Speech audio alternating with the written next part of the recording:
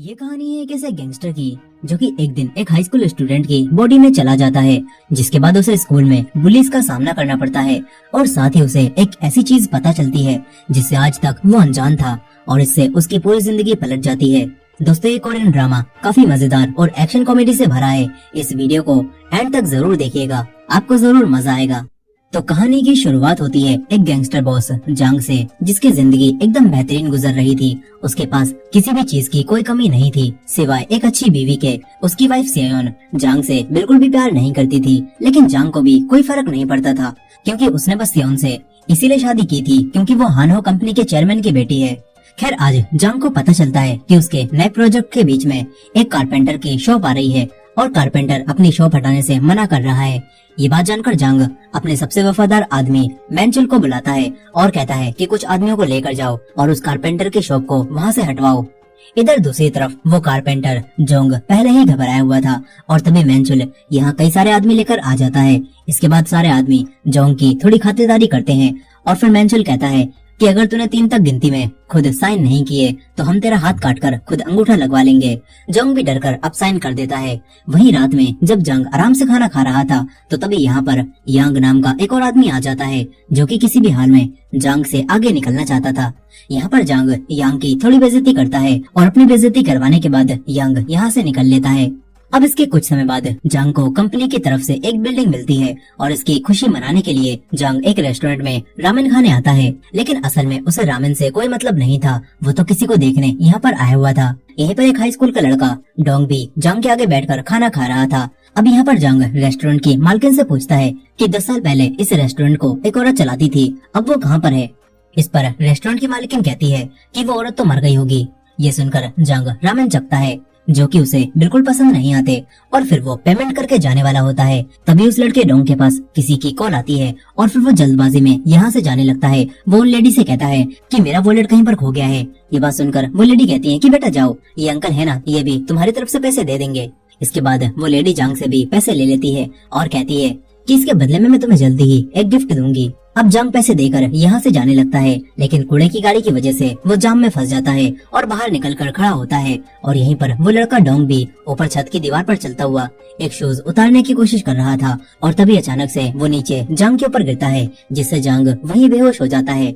अब इसके बाद जांग को एक हॉस्पिटल में होश आता है। नर्स उसके पास आकर कहती है कि बेटा तुम उठ गए क्या। जांग सोचता है कि ये नर्स मुझे बेटा क्यों बोल रही है। वो नर्स डॉक्टर को बुलाने चली जाती हैं। तभी जांग उठकर बाहर निकल जाता है और एक आदमी दोबारा उसे कहता है कि बेटा तुम उठ गए। जांग सोच रहा था कि ये सभी लोग पागल वागल हो गए क्या, 40 साल के आदमी को ये लोग बेटा बोल रहे हैं। लेकिन तभी उसे एक बड़ा झटका लगता है। वो अपने सामने अपनी बॉडी को देखता है जो कि बेड पर पड़ी हुई थी और वो कोमा में जा चुका था। अब इसके बाद वही कारपेंटर जोंग भी यहाँ पर आ जाता है और जांग को अपना बेटा कहने लगता है और जांग को पता चलता है कि इस वक्त उसकी आत्मा उसी हाई स्कूल के लड़के की बॉडी में आ चुकी है जो कि उसके ऊपर आकर गिरा था। ये सब देखकर जांग हैरान रह जाता है। डॉक्टर को लगता है कि डोंग यानी कि इस लड़के के सर पर गिरने से चोट लगी है, इसलिए वो थोड़ा सा अजीब बिहेव कर रहा है। यहीं पर कारपेंटर जोंग कहता है कि मेरे बेटे का बोलने का तरीका भी बिल्कुल बदल गया है। वो कहते हैं कि डोंग मैं तुम्हारा डैड हूँ, क्या तुम मुझे नहीं पहचान पा रहे। लेकिन जांग कहता है कि ओए बुड्ढे, अपने हाथ मुझसे दूर रख, मैं तेरा बेटा नहीं हूँ। डॉक्टर कहती है कि शायद इसके दिमाग पर चोट लग गई है, ये कुछ समय में खुद ही ठीक हो जाएगा। अब इसके बाद जांग को याद आता है कि वो तो उसी लड़के की बॉडी में आ गया है जो कि रेस्टोरेंट में उससे मिला था और जरूर रेस्टोरेंट की उस औरत ने ही इनकी स्वर आपस में सोच करवाई है। जंग तुरंत ही दोबारा रेस्टोरेंट में जाता है, लेकिन अब वहाँ पर कोई भी रेस्टोरेंट नहीं था और उसकी एक औरत से बहस हो जाती है। वो औरत कह रही थी कि वो रेस्टोरेंट तो यहाँ से सालों पहले हट चुका है, लेकिन जांग उनसे कहता है कि मैंने कल ही यहाँ पर रामेन खाए थे। लेकिन वो औरत जांग को पागल समझती है। यहीं पर जांग के असली बॉडी के कोमा में जाने की खबर सुनकर उसी आदमी यांग को काफी खुशी होती है। इधर जांग अपने घर पहुंचता है और देखता है कि उसकी वाइफ रो रही है। जांग को लगता है कि शायद उसकी वाइफ को जांग के कोमा में जाने से काफी दुख हो रहा होगा, लेकिन असल में वो अपना नेकलेस टूट जाने की वजह से रो रही थी। अब तभी जांग की वाइफ उसे देखकर डर जाती है। जांग कहता है कि मैं तुम्हारा पति हूँ, मैं जांग हूँ, लेकिन उसकी वाइफ को यकीन नहीं होता। वो अलार्म बजाकर एक तलवार उठा लेती है। तभी गार्ड्स यहाँ पर आकर जांग को पुलिस के हवाले कर देते हैं। फिर ऑफिसर जांग से कहता है कि तुम उस घर में क्यों गए थे, क्या तुम वहाँ पर चोरी करने वाले थे। जांग को गुस्सा आ जाता है। वो कहता है कि वो पूरा घर मेरा है, भला मैं अपने घर में चोरी क्यों करूँगा। वो कारपेंटर अपने बेटे डोंग को रोकते हैं और पुलिस को बताते हैं कि इसके सर पर चोट लग गई है, जिससे लगता है कि शायद ये सटिया गया है, आप इसे माफ कर दो। फिर वो उसे लेकर यहाँ से जाने लगते हैं। अब इसके बाद जंग हॉस्पिटल में अपनी बॉडी के ऊपर बार बार गिरने लगता है ताकि वो अपनी असली बॉडी में वापस जा सके। तभी जंग का वफादार आदमी मैंचुल यहाँ पर आता है, लेकिन वो ये देखकर सोचता है कि शायद वो किसी कपल के रूम में आ गया, इसीलिए वो वापस जाने लगता है। लेकिन उसे याद आता है कि ये तो उसके बॉस का रूम है। वो अंदर आकर कहता है कि तू मेरे बॉस के साथ क्या कर रहा है। मैंचुल पहचान जाता है कि ये तो वही मोटा है जिसने मेरे बॉस के ऊपर गिरकर उन्हें कोमा में पहुंचा दिया। अब तभी डॉक्टर यहाँ पर आ जाती हैं। जंग यहाँ से निकल लेता है। फिर वो कारपेंटर जोंग के साथ उनके घर पर आ जाता है। यहाँ पर जोंग ने अपने बेटे के लिए ढेर सारा खाना बनाया था, लेकिन इतना खाना देखकर जंग कहता है कि मैं इतना सारा नहीं खा सकता। मगर थोड़ा सा चखने के बाद ही उसे कुछ होता है और जब उसकी आँख खुलती है तो सारा खाना उसने खत्म कर दिया था। इसके बाद जोंग कहता है कि बेटा अब तुम आराम कर लो, हम कल स्कूल जाएंगे और उसके बारे में बात करेंगे। इसके बाद जंग इस लड़के डोंग के रूम में आ जाता है। फिर अगले दिन ये दोनों स्कूल में जाते हैं। जंग बॉस की तरह बैठ जाता है और अपने एटीट्यूड को बिल्कुल भी कम नहीं करता। फिर इसके बाद जोंग प्रिंसिपल से बात करता है। प्रिंसिपल के साथ साथ पूरे स्कूल में ये बात फैल गई थी कि जिस दिन से डोंग गिरा है, डोंग को उस दिन के बारे में कुछ भी याद नहीं है। कारपेंटर जोंग प्रिंसिपल से कहता है कि मेरा बेटा ऐसा कदम नहीं उठा सकता कि वो खुद बिल्डिंग से कूद जाए, जरूर दूसरे बच्चों ने उसके साथ कुछ किया होगा। लेकिन प्रिंसिपल मना करने लगता है और ये सब सुनकर जंग समझ जाता है कि प्रिंसिपल कुछ छुपा रहा है। वो कारपेंटर को और चिंता करने से मना करता है और फिर इस लड़के डोंग की क्लास में आ जाता है। टीचर सब बच्चों से कहती है कि उस एक्सीडेंट की वजह से डोंग अभी तक पूरा ठीक नहीं हुआ है, इसीलिए हर काम में इसकी मदद करते रहना। लेकिन क्लास के कुछ लड़के डोंग के आते ही उसका स्वागत अपनी मिडिल फिंगर से करते हैं। फिर इसके बाद कैंटीन एरिया में कुछ लड़कियां एक लड़की यून को बुली करने लगती हैं। एक लड़की यून के खाने में फैंटा मिला देती है और फिर उसे खाने के लिए कहती है।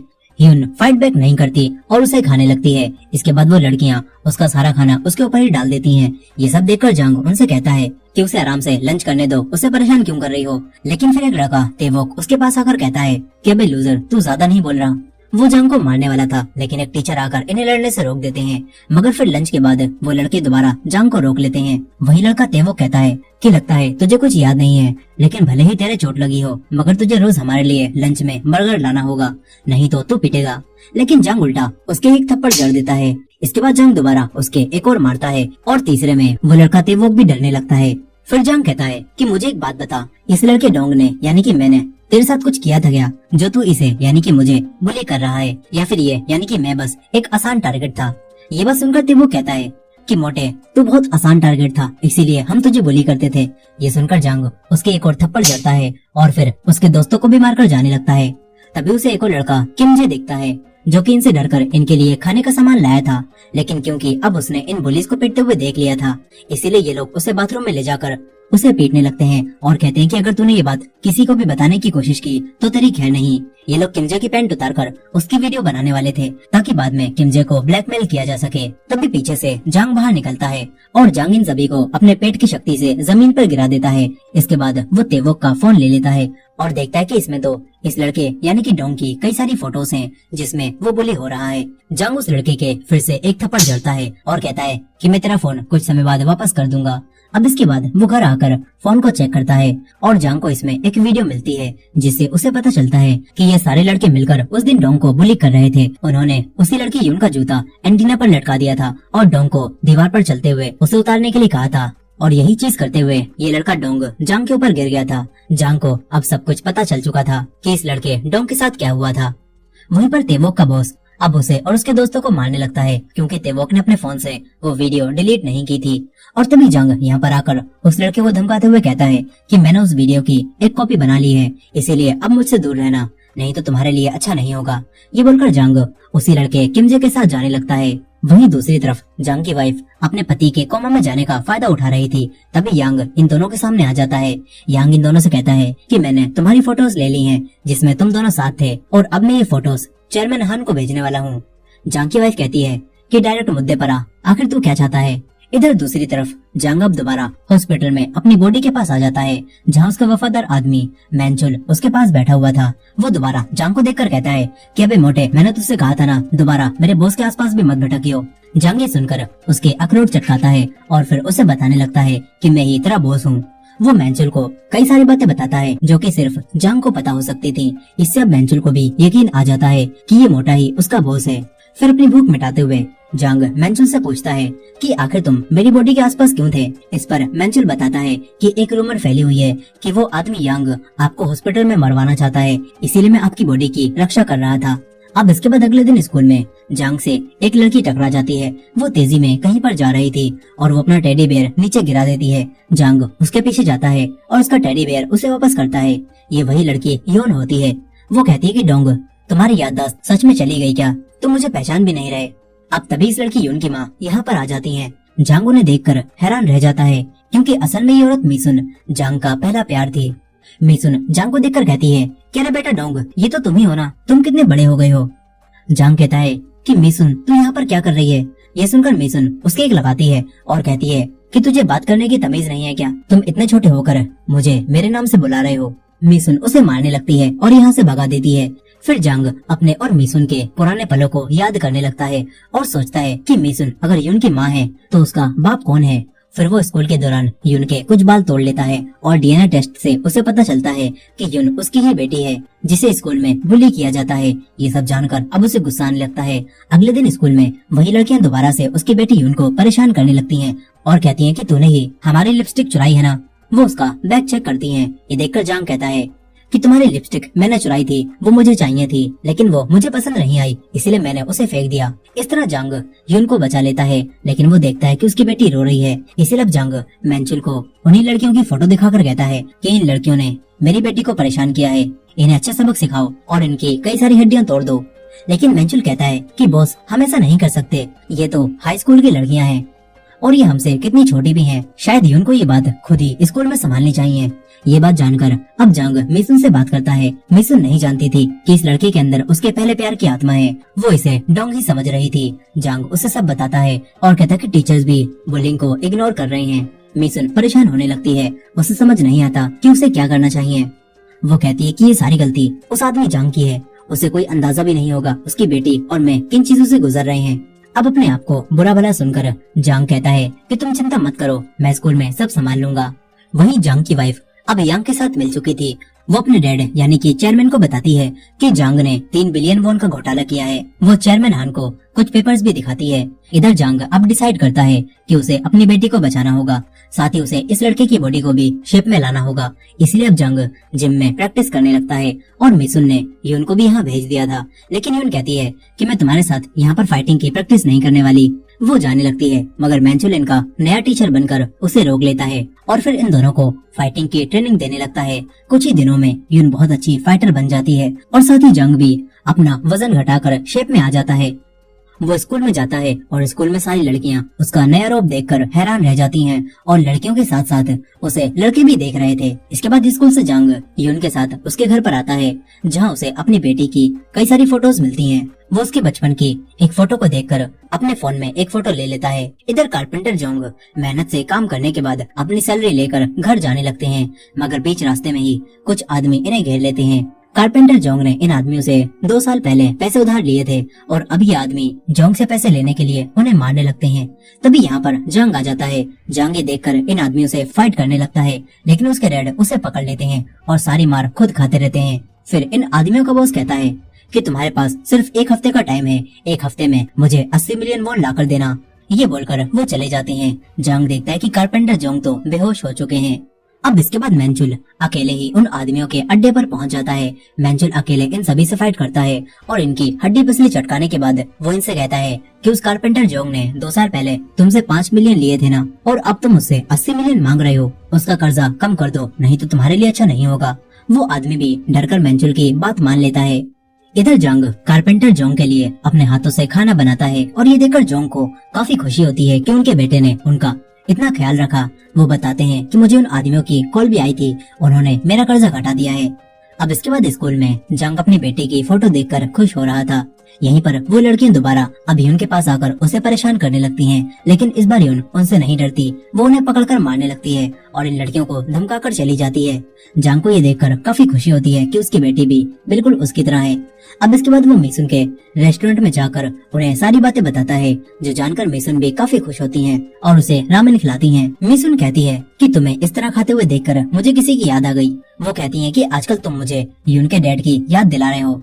अब तभी कुछ कस्टमर्स मिशन को छेड़ने लगते हैं। ये देखकर जांग को गुस्सा आ जाता है। वो उस आदमी के पास जाकर उससे बहस करने लगता है और बात हाथापाई पर आ जाती है। जांग मिशन को किचन में भेजता है और फिर अकेले इन लोगों को बचाने लगता है। वो एक आदमी को पकड़कर कहता है कि तूने मेरी औरत को हाथ भी कैसे लगाया।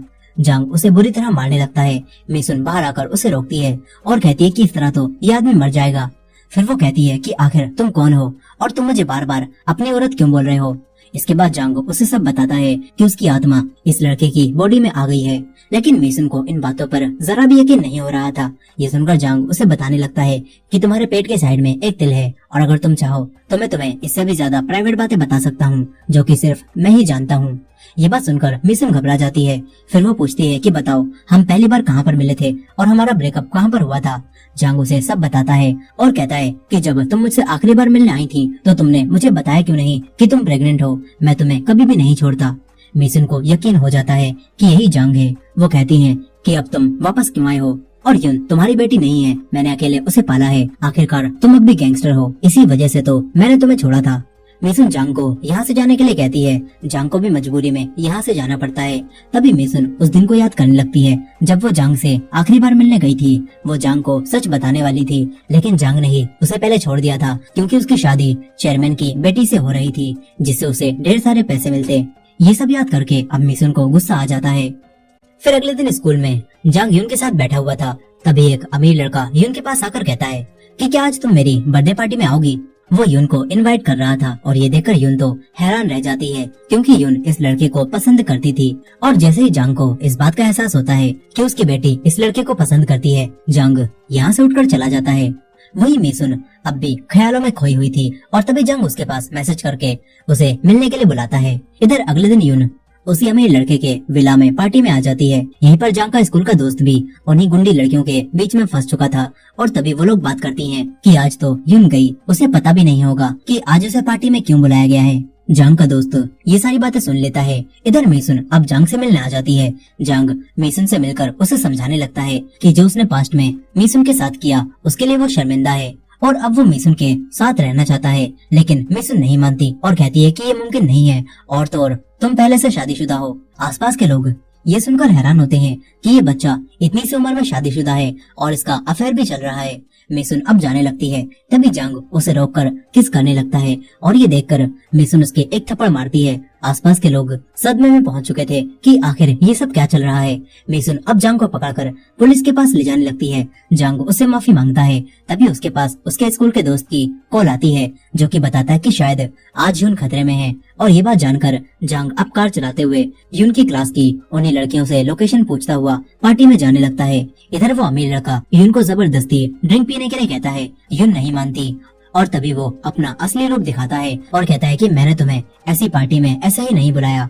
वो यून के ऊपर ड्रिंक डाल देता है। कुछ समय बाद जांग भी यहाँ पहुँच जाता है। वो बाहर खड़े हुए गार्ड्स को मारता है और फिर अंदर आकर यून को ढूंढने लगता है। कुछ लड़के यून को छेड़ रहे थे। जांग उसे लेकर जाने लगता है, लेकिन वो लड़के बीच में आ जाते हैं। जांग एक लड़के की गर्दन को तोड़ता है और बाकी लड़कों से फाइट करने लगता है। देखते ही देखते वो सबको मारकर ढेर कर देता है। एक लड़का फाइटिंग में थोड़ा बेहतर था, लेकिन 3-4 पंच खाने के बाद वो भी गिर जाता है। उन्हीं गुंडी लड़कियों में से एक लड़की ये देखकर जांग पर फिदा हो जाती है। इधर यून अब उस अमीर लड़के से अपने आप को छुड़ाती है और उसके अखरोट चटका कर पूल में फेंक देती है। इसके बाद दोनों यहाँ से चले जाते हैं।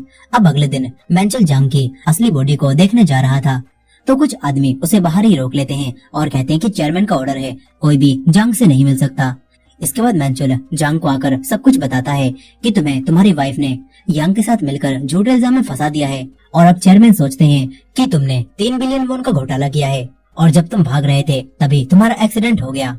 जांग सोचता है कि अब उसे क्या करना चाहिए। इसके बाद मैंचल जांग के कहने पर चेयरमैन को एक लेटर पहुंचाता है। इधर जांग दोबारा मिनसुन के पास आकर पूछता है कि यून कैसी है। मिनसुन कहती है कि अगर तुम्हें सच में यून की चिंता है तो यहाँ से चले जाओ। जांग जाने लगता है। तभी उसके सामने वही लड़की आ जाती है। वो पूछती है कि क्या तुम और यून एक दूसरे को डेट कर रहे हो। जांग गुस्से में मना करता है और ये सुनकर वो लड़की जांग से कहती है कि फिर तुम मेरे बॉयफ्रेंड बन जाओ, लेकिन जांग मना करता है। वो लड़की जांग को एक बॉक्स देकर यहाँ से चली जाती है। तभी यून यहाँ पर आ जाती है। वो ये देखकर कहती है कि क्या तुम उस लड़की को डेट करोगे, लेकिन जांग मना कर देता है। इस पर यून कहती है तो फिर तुम मेरे बॉयफ्रेंड बन जाओ। जांग गुस्से में मना करता है और यहाँ से जाने लगता है। अब इसके बाद यून अपनी मॉम मेसन को बताती है कि वो डोंग को अपना बॉयफ्रेंड बनाना चाहती है। मेसन ये सुनकर गुस्सा और हैरान होती है क्योंकि वो जानती थी कि डोंग असल में यून के डैड हैं। मेसन कहती है कि तुम उससे दूर रहना। अब इसके बाद अगले दिन मेसन जांग को स्कूल से ही पकड़ लेती है और कहती है कि तुम ऐसा क्या कर रहे हो जो तुम्हारी बेटी अब तुम्हें ही अपना बॉयफ्रेंड बनाना चाहती है। जांग कहता है कि मैं बस उसका दोस्त बनना चाहता था। मेसन जांग से कहती है कि तुम यहाँ से चले जाओ और हमारी जिंदगी में कभी वापस मत आना। हम फिर से कभी भी एक नहीं हो सकते क्योंकि तुम पहले से शादीशुदा हो। अब तभी यून यहाँ पर आ जाती है और कहती है कि कौन शादीशुदा है। यहाँ बिना सोचे समझे जांग यून से कहता है कि मैं तुम्हारी माँ को पसंद करता हूँ। यून ये सुनकर हैरान रह जाती है। उसे लगता है कि उसकी माँ ने उससे उसका प्यार छीन लिया। यून गुस्सा होकर यहाँ से भाग जाती है। मेसन अब जांग पर गुस्सा होने लगती है और कहती है कि तुमने वो बात क्यों कही। इधर यांग गार्ड्स को मारता है और जांग की बॉडी के पास आ जाता है। वो जांग को मारने आया था लेकिन तभी जांग को होश आ जाता है। वो कहता है कि अंकल आपकी जिप खुली हुई है। उसे होश में देखकर यांग खुद बेहोश हो जाता है। अब इसके बाद जांग डोंग के घर पर आ जाता है और कारपेंटर जोंग को अपना डैड कहने लगता है। यहाँ पर हमें पता चलता है कि उस हाई स्कूल के लड़के डोंग की आत्मा जांग की बॉडी में आ गई है, लेकिन उसके डैड के लिए वो एक आदमी था। वो डरने लगते हैं। डोंग खुद भी रो रहा था। तभी जांग यहाँ पर आ जाता है। वो समझ जाता है कि उसकी बॉडी में अब वही लड़का आ चुका है। डोंग भी सब कुछ समझ जाता है और ये देखकर वो घबराता है। तभी जांग उसके एक मारकर उसे शांत कराता है और फिर जांग कारपेंटर जोंग को सब समझाने लगता है। शुरुआत में उसे बिल्कुल भी यकीन नहीं होता, लेकिन कुछ समय बाद वो समझ जाता है कि ये दोनों सच बोल रहे हैं। अब इसके बाद जांग डोंग से कहता है कि वो लड़के तू यून को पसंद करता है ना, अगर तू मेरी मदद करेगा तो तू उसके करीब हो सकता है। इधर जांग की वाइफ यांग के ऊपर गुस्सा हो रही थी क्योंकि वो जांग को नहीं मार पाया। यांग कहता है कि चिंता मत करो, मैंने अपने आदमियों को काम पर लगा दिया है, वो जल्दी ही जांग को ढूंढ लेंगे। अब तभी एक आदमी आकर बताता है कि हमें पता चल गया है जांग कहाँ पर गया है। इधर जांग उसी लड़के डोंग के साथ मिनसुन के पास आता है और डोंग अब जांग बनकर मिनसुन से बात करता है और झूठ बोलता है कि हमारी सोल्स फिर से वापस हमारे अपने अपने शरीर में आ गई हैं। इसके बाद डोंग जांग के बताए तरीके के मुताबिक मिनसुन से माफी मांगने लगता है, लेकिन तभी यांग अपने आदमियों के साथ यहाँ पर आ जाता है। ये देखकर डोंग डर कर रोने लगता है।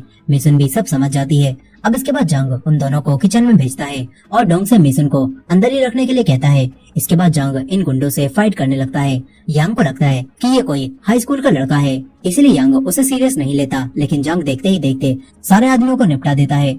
तभी यांग अपने सबसे ताकतवर आदमी को फाइट के लिए भेजता है। जांग और उसके बीच में काफी देर तक फाइट होती रहती है, जिसमें आखिरकार जांग उसे मारने लगता है। लेकिन तभी यांग पीछे से उसके ऊपर हमला करके उसके गले पर चाकू रख लेता है और कहता है कि जांग बाहर आ।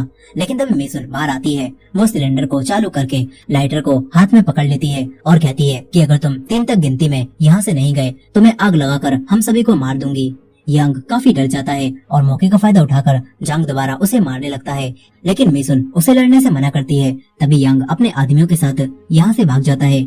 जांग अब मिनसुन के पास आकर सिलेंडर को बंद करता है और उसके हाथ से लाइटर ले लेता है। मिनसुन भी काफी डरी और अंदर से दुखी थी। तभी डोंग भी बाहर आ जाता है। मिनसुन अब असली जांग को दूर करके डोंग से बात करने लगती है। वो जांग की बॉडी के सामने वो सारी बातें कहती है जिन्हें इतने सालों से वो अपने दिल में दबा कर बैठी हुई थी। मिनसुन उससे कहती है कि मुझे तुम्हारी बहुत याद आती थी और आखिरकार तुम 17 सालों बाद वापस लौट आए हो। मिनसुन उसे गले लगा लेती है। जांग भी समझ जाता है कि मिनसुन आज भी उससे प्यार करती है। अब इसके बाद जांग की कंपनी के चेयरमैन अपनी बेटी को बुलाते हैं। चेयरमैन हान को जांग के भेजे हुए उसी लेटर से पता चल चुका था यांग के साथ मिलकर उसे फंसाना चाहती है और असल में जांग ने पैसों का कोई घोटाला नहीं किया। चेयरमैन अपनी बेटी से कहते हैं कि ये लेटर उसने एक्सीडेंट से पहले लिखा था और हमने राइटिंग भी चेक करवाई और ये राइटिंग बिल्कुल जांग की है।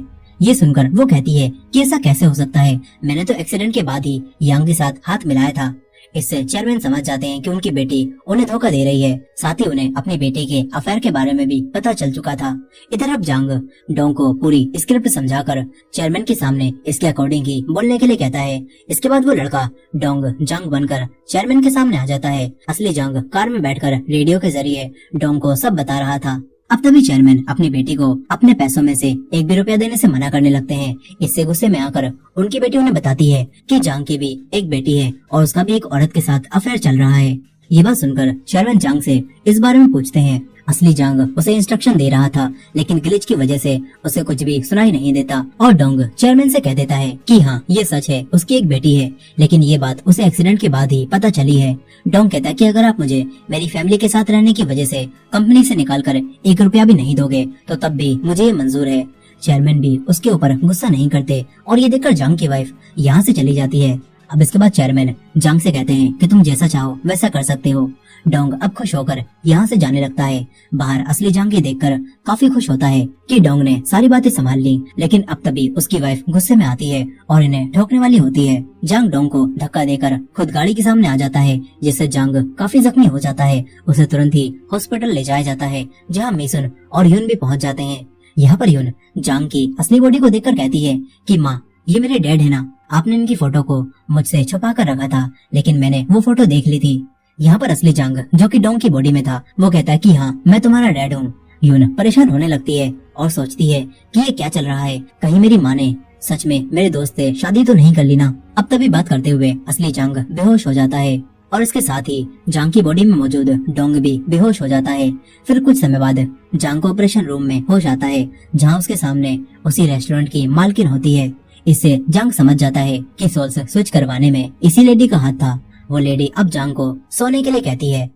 अब इसके बाद कहानी 6 महीने आगे जाती है, जहाँ डोंग अब अपनी असली बॉडी में वापस आ चुका था। वो हॉस्पिटल से डिस्चार्ज होकर स्कूल आता है तो सारे बच्चे उसकी तारीफ करने लगते हैं, क्योंकि स्कूल के सारे पुलिस ने डोंग के डर की वजह से स्कूल छोड़ दिया था और अब डोंग और यून स्कूल के नए हीरो बन जाते हैं। उसी गैंगस्टर यांग को भी पुलिस ने पकड़ लिया था और असली जांग भी अपनी बॉडी में लौटने के बाद गुंडागर्दी छोड़कर मिसुन के साथ रहने लगा था। साथ ही कारपेंटर जोंग और मैंचुल भी इन्हीं के साथ काम करने लगे थे और इसके साथ ही जांग अपनी बेटी के साथ अच्छा समय बिता रहा था। और इसी हैप्पी एंडिंग के साथ ये मूवी यहाँ पर खत्म हो जाती है। दोस्तों, आपको ये मूवी कैसी लगी कमेंट करके जरूर बताइएगा, और ये वीडियो पसंद आई हो तो वीडियो को लाइक करके हाइप कर दीजिएगा, और हमारे चैनल पर नए हैं तो चैनल को सब्सक्राइब भी कर लीजिएगा। मिलते हैं नेक्स्ट वीडियो में।